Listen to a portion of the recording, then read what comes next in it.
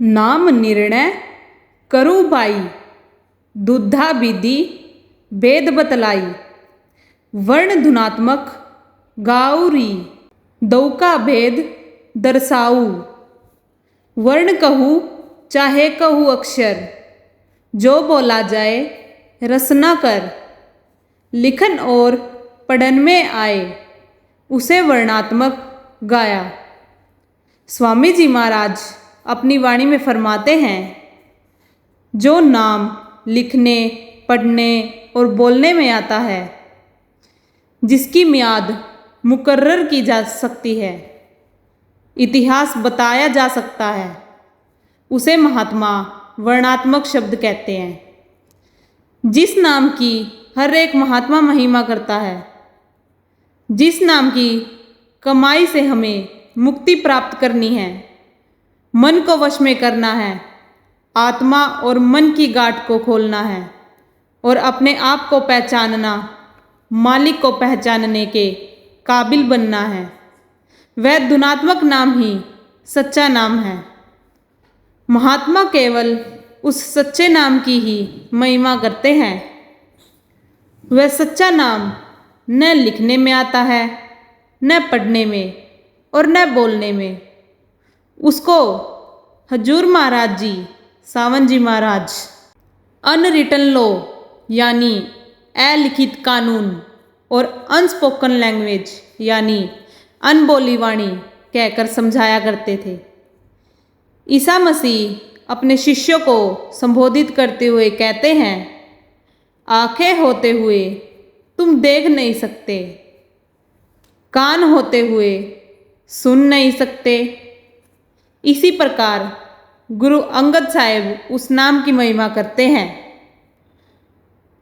अखी बाजो वेखना, विण कन्ना सुनना, पैरा वाजो चलना, विण हत्था करना, जिवे बाजो बोलना, यू जीवत मरना, नानक हुक्म पछाण के तऊ खसमे मिलना।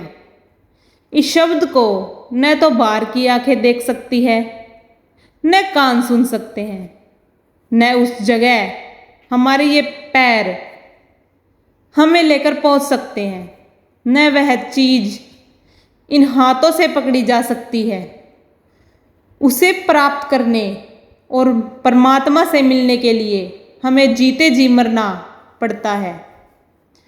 ये जितने भी हमारे लफ्ज़ हैं वर्णात्मक नाम हैं, ये हमारे जरिए साधन या उपाय हैं और वह सच्चा नाम हमारा उद्देश्य और लक्ष्य है। इन लफ्ज़ों के प्यार में उलझकर हमें किसी कौम, मजहब या मुल्क के झगड़े खड़े नहीं करने हैं, बल्कि इन लफ्ज़ों के जरिए उस सच्चे नाम की खोज करनी है। लेकिन हम दुनिया में क्या देखते हैं? कोई परमात्मा को वाहेगुरु कहकर याद करता है, वह अपने आप को सिख समझना शुरू कर देता है।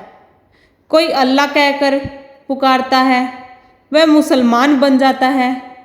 कोई राम कहता है, वह हिंदू कहलाना शुरू कर देता है और हमारा एक दूसरे से मिलना जुलना भी मुश्किल हो जाता है।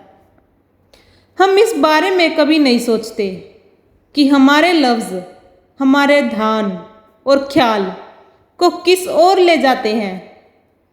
अगर आज हमारा ख्याल उस सच्चे शब्द से जुड़ जाता है, तो दुनिया के सब झगड़े खत्म हो जाते हैं। पहले अर्ज किया जा चुका है कि आत्मा की न कोई कौम है, न मजहब है, न कोई मुल्क है।